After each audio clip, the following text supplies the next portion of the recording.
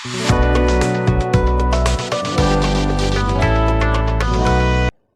Guys, welcome back to my channel. Guys, this is Manjeet and आज के video में हम देखने जा रहे हैं फिजियोलॉजी के नेक्स्ट टॉपिक ब्लड ग्रुप्स के बारे में।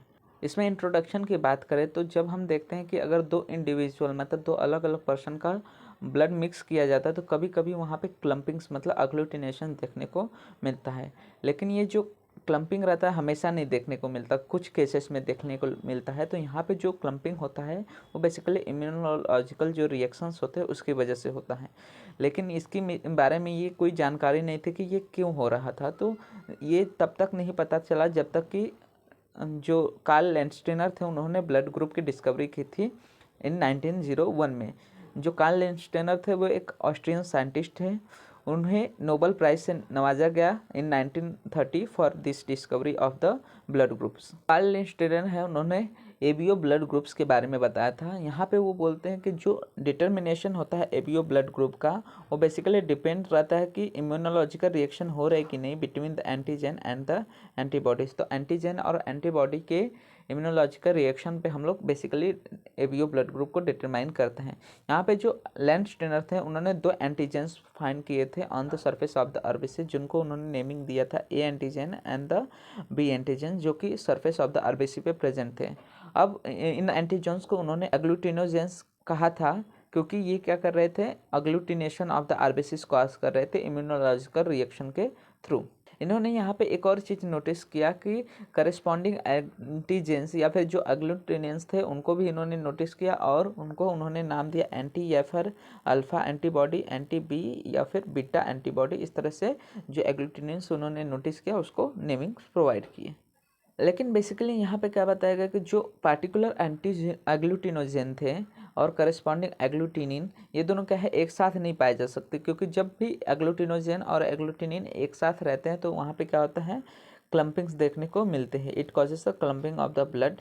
इसीलिए कार्ल लेस्टर ने इनके बेसिस पे जो ब्लड ग्रुपिंग है उसको डिफाइन किया, उसको बताया कि कैसे ब्लड ग्रुप्स क्लासीफाई होते हैं। जो भी क्लासिफिकेशन लैंडस्टेनर दे दिया था, इसको हम लोग ने बाद में Landsteiner law for the grouping of the blood consider कर लिया। अब यहाँ पे लैंडस्टेनर लॉ की बात करें तो बेसिकली लैंडस्टेनर जो लॉ है वो स्टेट करता है कि सबसे पहला कि अगर एक पार्टिकुलर एंटीजन प्रेजेंट है तो करस्पॉन्डिंग अग्लूटिन उस ब्लड के सीरम में क्या रहना चाहिए, एब्सेंट रहना चाहिए। अगर अग्लूटिनोजेन और अग्लूटिनिन दोनों एक साथ रहेंगे तो उसके वजह से क्या हो जाएगा, क्लम्पिंग ऑफ द ब्लड देखने को मिलेगा। इसलिए जो लैंडस्टेनर लॉ है वो क्या बोलता है कि एक अगर पार्टिकुलर एग्लूटिनोजेन प्रेजेंट है ब्लड में या फिर आरबीसी में तो उसके सीरम में क्या होना चाहिए, जो करस्पॉन्डिंग एग्लूटिनिन मतलब जो एंटीबॉडी है वो एब्सेंट होना चाहिए। और बोला है कि अगर एग्लूटिनोजेन एब्सेंट है आरबीसी में तो उसके हिसाब से जो करस्पॉन्डिंग एग्लूटिनिन है वो सीरम में प्रेजेंट रहना चाहिए।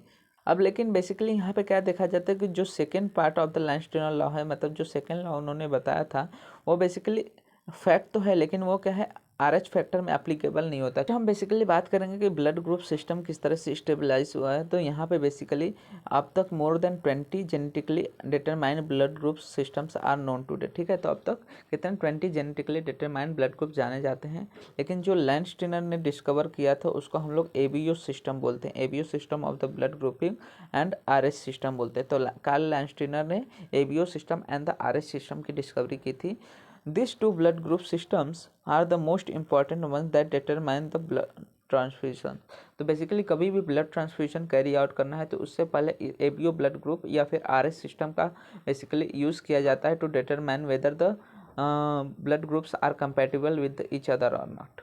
एबीओ सिस्टम की बात करें तो basically based on the presence of the absence of the antigens A और बी, जो ब्लड ग्रुप है उसको 4 ग्रुप्स में डिवाइड किया गया है। A blood group, B blood group, A B blood group and the O blood group. तो यहाँ पे क्या है कि एंटीजेंस प्रेजेंट है कि नहीं उसके बेसिस पे ये डिविजन देखने को मिलते हैं। तो यहाँ पे सबसे पहले देखते हैं कि ब्लड हैविंग एंटीजन ए, मतलब ब्लड के आरबीसी पे अगर एंटीजन ए है तो ए ब्लड ग्रुप से बिलोंग करेगा और उसका जो सीरम रहेगा उसमें बीटा एंटीबॉडी मतलब एंटी बी सीरम में देखने को मिलेगा। वहीं पे अगर वो ब्लड ग्रुप रहेगा एंटीजन बी का तो वहाँ पे अल्फ़ा एंटीबॉडी उसमें रहेगी और वो किससे बिलोंग करेगा, बी ब्लड ग्रुप से। साथ ही साथ अगर दोनों एंटीजेंस प्रेजेंट है तो ऐसे कंडीशन में क्या रहेगा, ये ए बी ब्लड ग्रुप से बिलोंग करेगा और सीरम में कोई भी एंटीबॉडी देखने को नहीं मिलेगी। Antigens A and antigens B दोनों क्या रहेंगे, अगर एब्सेंट रहेंगे तो ऐसे कंडीशन में वो ओ ब्लड ग्रुप हो जाता है और यहाँ पे अल्फा और बीटा एंटीबॉडीज दोनों क्या रहेंगे, सीरम में देखने को मिलेंगी। इसी को हम टेबुलर फॉर्म में देखते हैं कि डिटर्मिनेशन ऑफ ब्लड ग्रुपिंग कैसे की जाती है। तो मान के चलो अगर ब्लड में ए ग्रुप है तो वहाँ पे एंटीजन जो रहेगा ए रहेगा, ठीक है। तो ए ब्लड ग्रुप में कौन सा एंटीजन रहेगा, ए, और वहाँ पे सीरम कौन सा रहेगा, एंटी बी। वहीं पे अगर ब्लड ग्रुप बी है तो उसमें एंटीजन बी रहेगा और जो एंटीबॉडी रहेगा सीरम में वो एंटी ए रहेगा। ए बी ब्लड ग्रुप है तो यहाँ पे ए एंड बी दोनों एंटीजेंस देखने को मिलेंगे आरबीसी में और सीरम में कोई भी एंटीबॉडी नहीं रहेगी।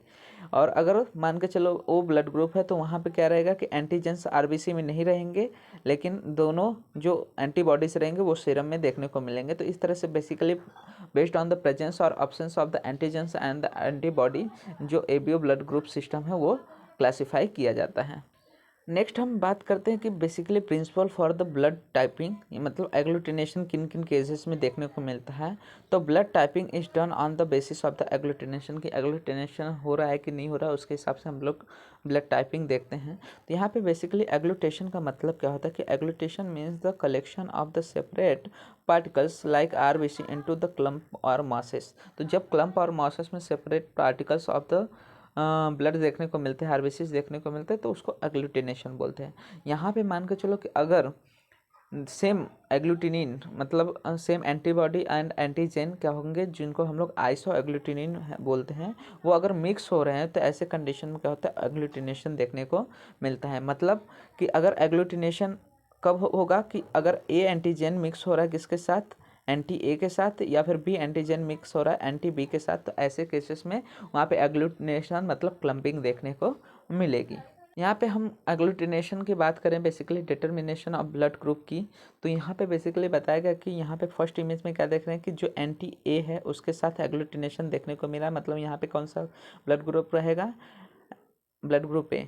यहाँ पे एंटी बी के साथ देखने को मिल रहा है तो ब्लड ग्रुप बी रहेगा। यहाँ पे दोनों के साथ देखने को मिल रहा है तो एंटी ए एंटी बी दोनों रहेंगे, मतलब यहाँ पे ब्लड ग्रुप ए पी रहेगा। और अगर दोनों में भी क्या हो रहा है, एग्लूटिनेशन नहीं देखने को मिल रहा है एंटी बी या एंटी ए के साथ, तो ऐसे कंडीशन में ब्लड ग्रुप हो रहेगा। तो इस तरह से basically based on the agglutination हम लोग क्या करते हैं, ब्लड ग्रुप्स को का डिटर्मिनेशन करते हैं।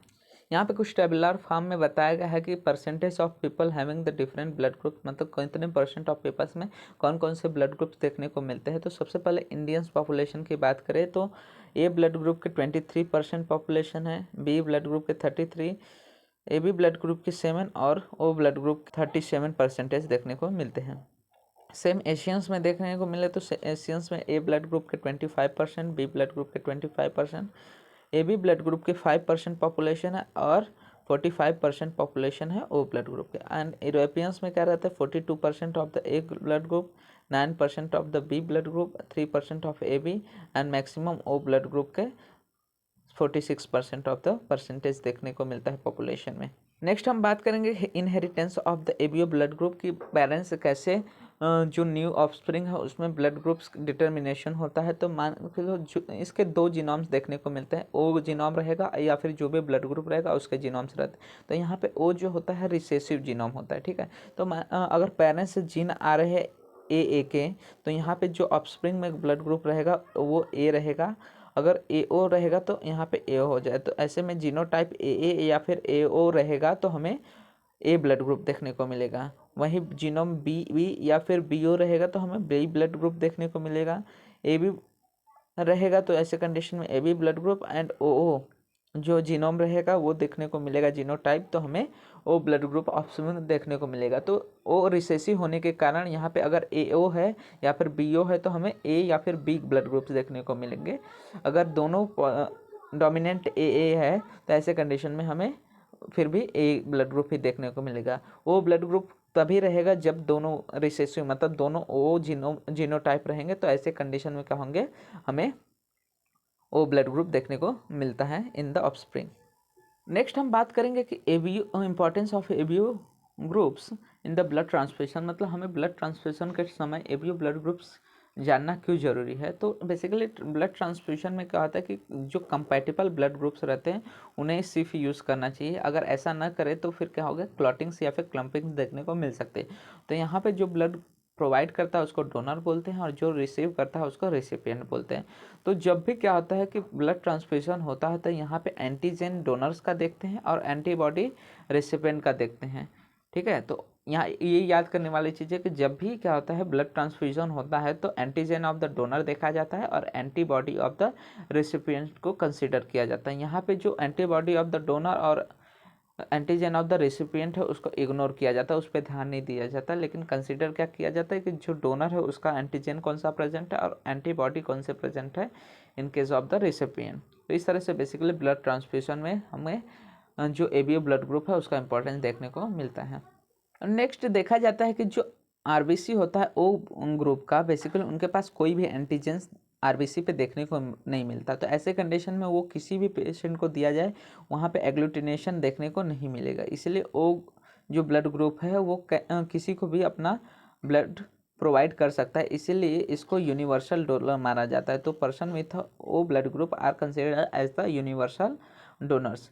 और सेम कंडीशन देखा जाता है in case of the AB groups. तो उनके प्लाज्मा में कोई भी एंटीबॉडी न रहने की वजह से यहाँ पे अग्लूटिनेशन नहीं होता आरबीसी का, अगर वो किसी से भी क्या करे ब्लड ले तो रिसीव करे। तो ऐसे कंडीशन में क्या होता है कि people with AB blood group can receive the blood from any blood group person, मतलब वो किसी भी ब्लड ग्रुप वाले पर्सन से ब्लड रिसीव कर सकते हैं। इसीलिए जो एबी ब्लड ग्रुप है उनको यूनिवर्सल रिसिपिएंट कहा जाता है। तो ये इंपॉर्टेंट है कि ओ ब्लड ग्रुप वाले क्या होते हैं, universal donors, and AB blood groups वाले यूनिवर्सल रिसिपिएंट्स होते हैं।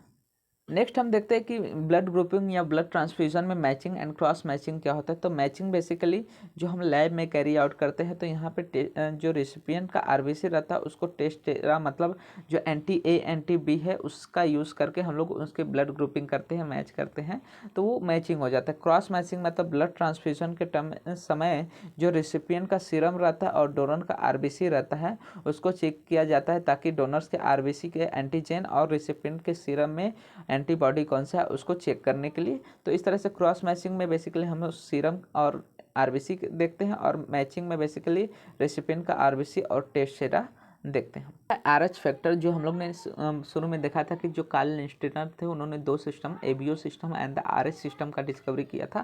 तो आरएच सिस्टम के बारे में बात करेंगे तो जो आरएच फैक्टर है वो भी क्या होता है, प्रेजेंट होता है आरबीसी में in the form of antigen.